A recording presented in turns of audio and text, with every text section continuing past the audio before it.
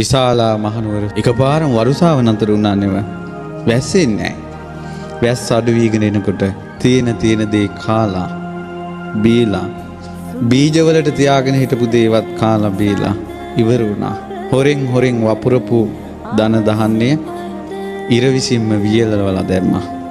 ඊට පස්සේ මිනිස්සුන්ගේ අතරින් ඕන වයසක මිනිස්සු මැරුණා. ඊට පස්සේ තව මිනිස්සු මැරෙනවා. දැන් වලේ ලාන්නත් බෑ, ගිනි තියන්නත් බෑ. ඔහේ දාලා ආවා. කුණු ගඳ හමනවා. කුණු ගඳට අමනුෂ්‍ය බැල්මෙහෙලුවා. කුණු ගඳට අමනුෂ්‍ය බැල්මෙහෙලුවා. දූරියන් කන්ට ආස කෙනා දූරියන් සුවඳ එන පැත්තට එයාගේ හිත ඉක්මනට යනවද නැද්ද? මිනි ගඳට අමනුෂ්‍යයන්ගේ හිත යනවා. මිනි ඕජාවෙන් යැපෙනවා. ඊට පස්සේ මිනිසුන්ට බැල්ම වැටුණා. බැල්ම වැටිලා මිනිස්සු ඕන දැන් අමනුෂ්‍ය ප්‍රශ්න වලින්. දැන් ලෙඩ වෙවිනේ මැරුණේ, වසංගතෙන්නේව මැරුණේ, රෝග බියත් හටගත්තා, දුර්භික්ෂ බියත් හටගත්තා, අමනුෂ්‍ය බියත් හටගත්තා. තැන් වල මැටකෝටු. විශාලා මහනුවර සොහුනක් වගේ වෙලා ගියා. පනනල තියෙන මිනිස්සු ලීවල එල්ලි රජමාලිගාවේ දොරටුවට ගියා. රජුරෝ ඉදිරියේ කෑ ගහලා කිව්වා කිසිම දෙයකින් පිළිතුරක් නැහැ.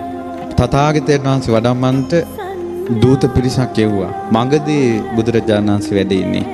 ඇමතිවරු කිව්වා ඉස්සෙල්ලාම තථාගතයන් වහන්සේට ආරාධනා කරන්න. රජුරෝ නම් එවැනි එකක් නැහැ. භාග්‍යවතුන් වහන්සේට ආරාධනා කළා. භාග්‍යවතුන් වහන්සේ සියල්ල දුටුවා. එතනින් පස්සේ වෙන දේවල්. මාන්දම හැදිලා ඉන්නවා. රහත් වෙන්න පින් තියෙන අය පේනවා. කට උඩට අරගෙන වේදනාවෙන් කෑක ගහ ඉන්නවා මුළුවල. පේනවා බුදු ඇසට. අමනුෂ්‍යව අහගෙන ඉන්නවා සෝවාන් වෙන්න පින තියෙන අය මුළුවලට වැටිලා. රජ්ජුරුව ලහිලහි දුවගෙන ගිහලා ඇහුවා ස්වාමීනි හැබෑද විශාලාවට වඩිනවා කියන්නේ. භාග්‍යවතුන් වහන්සේ වදාළා වඩින්න ඕන. මොහොතක් ඉවසනසේක්වා. ගංගා මතකයි නේද? කිලෝමීටර 10ක් විතර තියෙන්නේ. ඕන ඔය ගඟ දක්වාම භූමිය සුද්ධ කරා මාවත හැදුවා. සුදු ඇලි ඇතිරෙව්වා. මල් ඉසිරෙව්වා. මල් වැල් ඇතිරුවා. මල් වියන් බැඳෙව්වා. 500ක් සංඝ පිරිස වඩිනවා. ඊළඟට බිම්බිසාර රජුරෝ ගංගානම් ගඟේ දැන් නැව් හදලා තියෙනවා. භාග්‍යවතුන් වහන්සේට බුද්ධාසනිය පනවලා තියෙනවා. ගංගානම් ගඟේ සැඩපහර නතර වුණා. බුදුරජාණන් වහන්සේ විශාලාවට සමීප වෙන්නම ආකාශයේ වලාකුළෙන් පිරී ගියා. මගේ බුදුරජාණන් වහන්සේ විශාලා මහනුවරට උතුම් සිරිපා කමල තබනකොටම ශ්‍රී පතුල ස්වර්ණ වර්ණයි ස්වර්ණ රශ්මි විහිදෙනවා. සිරිපා පියුම මහ පොළොවේ තබනකොටම විශාලාවේ පොකුරු වැසි ගහින්න පටන් ගත්තා. මහා වැසිය දැල් මිනී කුණු ගහගෙන යනවා. භාග්‍යවතුන් වහන්සේ වඩිනවා. මුළු විශාලා මහනුවරම අමනුෂ්‍යෝ බුදු සිරිපා තිබූ සැනින් පලා ගියා මිනිස්සු දාලා. දවස් 3ක් ගංගානම් ගඟේ ඉඳලා මාලිගාවට වඩිනවා. ඒ දවස් 3 වැහැලා මුළු විශාලාවම සුද්ධ වෙලා. රාජ මාලිගාවේ හවස් යාමේ පහන් දැල්වලා බුදුරජාණන් වහන්සේ දකින්ට සහම්පති බ්‍රහ්මයා වැඩලා. සක්‍ර දේවේන්ද්‍රයා 120 රියන් ජයතුරා සංකනාදී පිඹිනවා. සතරවරන් දෙවියෝ අරන් ගන්නවා. ඉන්ද්‍ර සෝමහරදී දෙවිවරු වෙනවා. බලවත් දෙවිවරු පැමිණෙනවා කියලා යමක් ඇද්ද? නීච තුච්ච භූතයෝ විශාලා මහනුවරින් ඈතට ගියා. තවම රතන සූත්‍රය දේශනා කරලද? බුදුරජාණන් වහන්සේගේ උතුම් පාත්‍ර ධාතුට පිරිසිදු පෙන් ඇතිව අපේ ආනන්ද ස්වාමීන් වහන්සේ වැඩ ඉන්නවා. භාග්‍යවතුන් වහන්සේ දේශනා කළ යානීද භූතාන් ශ්‍රී සද්ධර්මයේ වදාළා. බුදුරජාණන් වහන්සේ වදාලා යානීද භූතානි සමාගතානි බුම්මා නිවායා නිවන් තලිකේ. යානීද භූතානි යං භූතයෝ සමාගතානි රැස් වෙලා ඉන්නවනේව. බුදුරජාණන් වහන්සේ වදාලා පොළොවේ තහසේ දෙවිවරු රැස් වෙලානේ. බුදුරජාණන් වහන්සේ වදාලා සබ්බේව භූතා සුමනා භවන්තු. මේ සියලුම භූතයෝ මේ දෙවිවරු සුමනා සුවපත් වේවා. සුවපත් සිත් ඇත්තෝ විත්වා. තුන් ලෝකීටම පතුරන මහා මෛත්‍රී නිධානයේ ඇති තථාගතයන් වහන්සේ ඉස්සලාම මෛත්‍රිය පැතුරුවා. අර ආකාශයේ පොළොවේ ඉන්න දෙවිවරුන්ගේ ශරීර සීතල වෙලා ගියා. ඒ වචනේ ඇහෙනකොට අතෝපි සක්කංච සුනන්තු භාසිතං මම දැන් යමක් දේශනා කරනවා. හොඳට අහන්න. තස්මායි භූතා නිසාමේත සබ්බේ මෙත්තං කරෝත මානුෂයා පජාය. ඇයි මේ මිනිසුන්ට මෛත්‍රිය කරන්නේ නැත්තේ? මෙසිත වඩන මිනිසුන්ට බුදුරජාණන් වහන්සේ සුවපත් වේවා කිව්ව සැනෙන් ශරීර සීතල වෙලා ගිය අයට කිව්ව ඇයි මෛත්‍රිය වඩන්නේ නැත්තේ? දිවාච රත්තෝච හරන්ති බලින් මිනිසු පහන් තියතියා ශීර හදා මල් පූජා කර කර දුන් දිදී දෙවියන්ට පූජාවල් කරනවා පින් දෙනවා. ඇයි මේ මිනිසුන්ට මෛත්‍රිය කරන්නේ නැත්තේ? දැන් දෙවියන්ට කිව්වා අඩුම තරමේ මේ විශාලාවේ ප්‍රශ්නේදී දෙවියන්ට මෛත්‍රියෙන් උදව් කරන්න තිබ්බා කියලා. දැන් දෙවිවරු කොහොම ඔයාලගේ වචනෙන් කිව්වොත් තක්කු මුක්කු වෙලා. බුදුරජාණන් වහන්සේ වදාලා යං කිංචි විත්තං ඉදවා හුරංවා. මේ තමයි ලෝකේ උතුම්ම සත්‍යක්‍රියාව. යම් කිසි ධනයක් තියෙනවා නම් වස්තුවක් තියෙනවා නම් මෙහි හෝ පරලොව සග්ගේ ස්වායන් රතනම් පනීතං මෙහි හෝ පරලොව හෝ යම් වස්තුවක් තියෙනවා නම් දෙව්ලොව උතුම් මණිකක් තියෙනවා නම් නනෝ සමන් අත්ති තථාගතේන බුදු කෙනෙකුට සමාන නෑ. සමාන නෑමයි.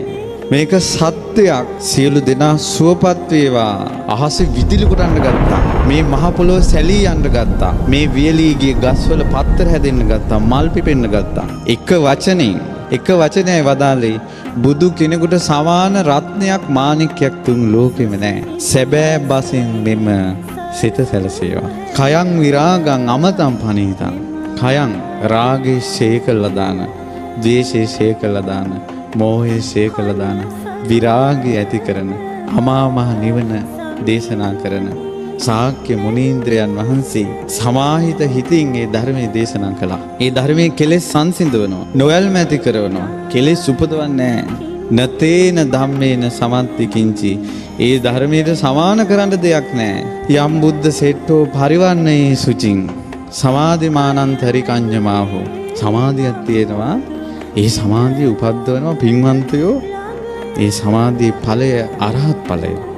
ඒ සමාධිය පැද්දුවොත් අනිත්‍ය දුක්ඛ අනාත්ම විදිහට මේ ලෝකේ දැක ත්‍රිලක්ෂණය මනසින් දැක මේ සසර කෙරෙහි විරාගී නොයල්මින් යුතු සමාධියක් උපදිනවා. අරහත් ඵල සමාධිය. ඒ සමාධියට සමාන කිසිම සමාධියක් ලෝකේ නැහැ. ඒ සමාධිය උපද්දන්නේ බුදු කෙනෙකුගේ ධර්මයෙන්. සමාන දෙයක් ලෝකේ නැහැ. මේක ධර්මයේ තියෙන වටිනාකමක් සත්‍යයි. මේ ධර්මයේ මේ බණ පද වලින් පැතුරන රශ්මිය ආනුභාවයේ දහසක් ලෝක ධාතු වල පැතිරලා ගියා. අදත් මම මේ බණ පදේ කියනකොට ඒකයි මේ ඇඟට දැනෙන්නේ. සත්‍යයි. සැබෑ බසින් මෙම සිත සැලසේවා. බුදුරජාණන් දැක්ක ආනුභාවයේ පැතිරිලා යනවා. මිනිසුන්ගේ හිත සාන්ත වී යනවා. කෙලෙස් සංසිඳී යනවා බණ අහනකොට. ඊළඟට බුදුරජාණන් වහන්සේ දේශනා කළා "යේ පුද්ගල අට සතම්පසත්තා." මේ ලෝකේ සත්පුරුෂයෝ ප්‍රශංසා කරන පුජ්‍යලු 8 දෙනෙක් ඉන්නවා. සෝවාන් මාර්ගඵල, සකදාගාමි මාර්ගඵල, අනාගාමි මාර්ගඵල, අරහත් මාර්ගඵල කියලා ආර්ය උත්තමයෝ 8 දෙනෙක්. යුගල වශයෙන් 4යි. සෝතාපන්න, සකදාගාමි, අනාගාමි, අරහත්. මේ උත්තමයන්ට මේ සුගතයන් වහන්සේගේ ශ්‍රාවකයන්ට සංඝයාට දානයක් දුන්නොත් පින් සිද්ධ වෙනවා කියලා බුදුරජාණන් වහන්සේ බුදු මුව මණ්ඩලෙන් සත්‍යක්‍රියා කළා. අමනුෂ්‍ය ඉසුලූලු අත දිව්වා. රෝග ආතක් පාතක් නැහැ. මේ සුප්පයුත්තා මනසා දල්හේන. නික්ඛාමිනෝ ගෝතම ශාසනම්මි. ගෞතම ශාසනේ යම් කිසි කෙනෙක් මේ සුප්පයුත්තා මනාව පිළිපදිනවා නම් මනසා දල්ලෙන් හිත දැඩි කරගන්න ඕන.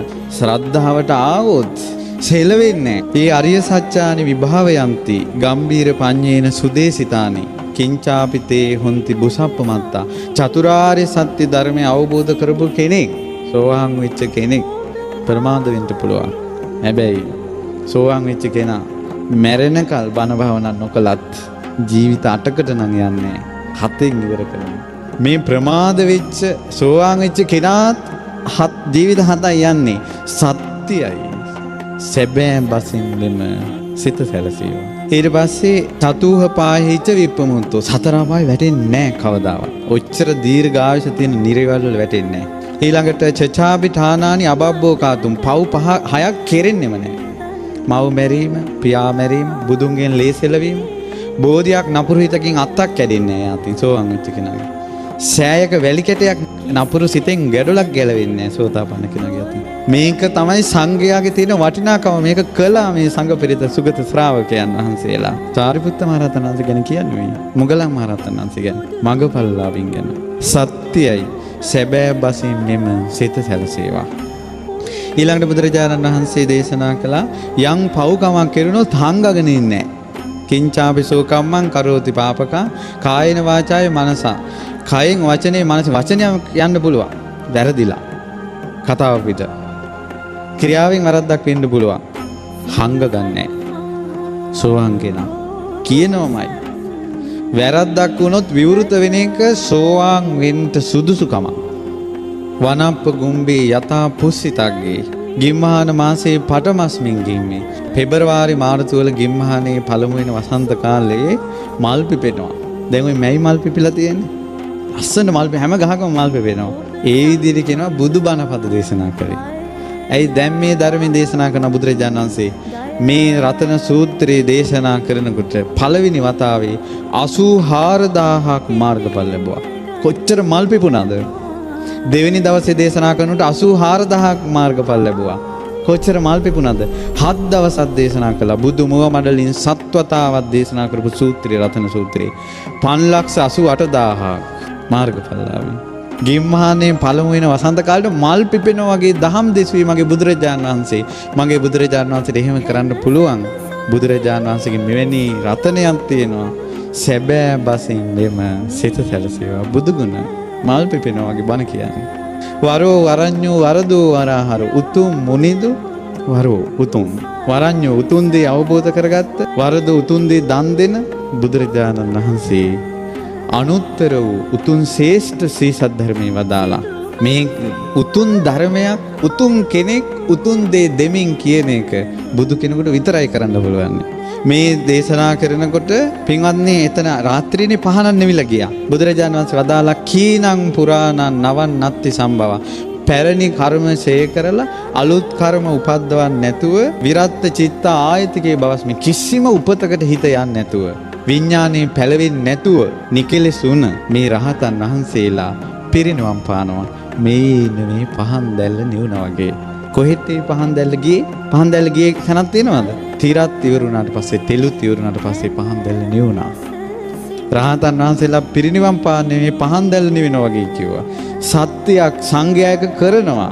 සැබෑ බසින් මෙම සිත සක්‍ර දේවේන්ද්‍රයාගේ මුළු ශරීරයම ප්‍රසාදේ පැතිරිලා ගිහිලා ආකාශයේ ඉන්න බෑ දැන්. සක්‍ර දේවේන්ද්‍රයා ආකාශයෙන් වැඳ වැටුණා බුදුරජාණන් වහන්සේ ළඟ දකුණු ශ්‍රී ධනමණ්ඩල බිම තියලා. සක්‍ර දේවේන්ද්‍රයා ස්වාමීනි භාග්‍යවතුන් වහන්සේ අහසේ පොළොවෙත් ඉන්නවා දැන් දෙවිවරු. යානිද භූතානි සමාගතානි බුම්මා නිවා යානි වන්තලිකි තථාගතං දේව මනුස්සා මේ දෙවියොත් මේ මිනිස්සුත් බුදුරජාණන් වහන්සේට වඳිනවා. බුද්ධ වන්දනාව සත්‍යයි. සැබෑ බසින් මෙම සිත සැලසේවා. සක්‍ර දේවේන්ද්‍රයා ලෝකෙටම සෙත් පැතුවේ බුදුන් ඇඳලා. හැමදාම හැන්දෑවට බුදුන් අඳින්න නැත්තම් කොච්චර දෙයක්ද? බුද්ධ කියන වචනේ ඇහෙන වාරයක් පාසා හිතට වන්දනාවක් එනවා නම් කොච්චර සැනසෙල්ලක්ද? රුවන්වැලි මහා සෑයේ පිණි බුදුගුණ කියන්න නැත්තම් කොයිතරම් වාසනාවක්ද? බුදුරජාණන් වහන්සේගේ ගුණ සිහි කර කර මැරෙන්න නැත්තම් කොච්චර වාසනාවක්ද? අහසේ පොළොවේ දෙවිවරු ඉන්නවා. ස්වාමිනී මේ දෙවියොත් මිනිසුත් භාග්‍යවතුන් වහන්සේට වඳිනවා. ශ්‍රී සද්ධර්මයට වඳිනවා. සැබෑ බසින් මෙම සිත සැලසේවා. අහසෙත් පොළොවේ දෙවිවරු ඉන්නවා.